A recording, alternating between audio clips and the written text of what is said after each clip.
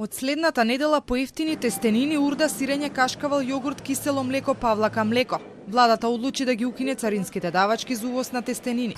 А за возврат увозниците треба да ги намалат нивните цени за најмалку 15% или за 8 до 9 денари.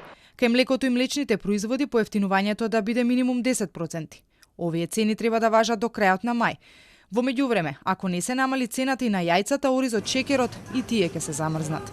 Во случај ако не се приметува намалување од цените што биле на 1 март, па до наредната недела ќе следат и нови одлуки. Ова не е закана, ова е одговорно однесување.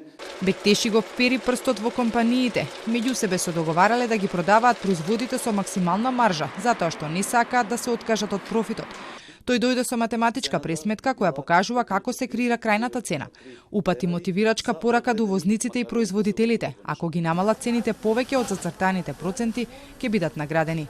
Наместо да ги намали 10%, ги намалува 15-20%, пошто значи минимумот на намалување е 10%, тогаш ќе седнеме и ќе разговараме со тој сектор за да им се излезе во пресред, се со цел граѓаните да плаќат пониски цени.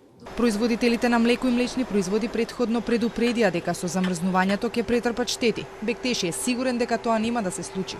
Нивните тековни состојби покажуваат дека ниту една компанија досега не е оштетена и нема да се одстапува од одлуките.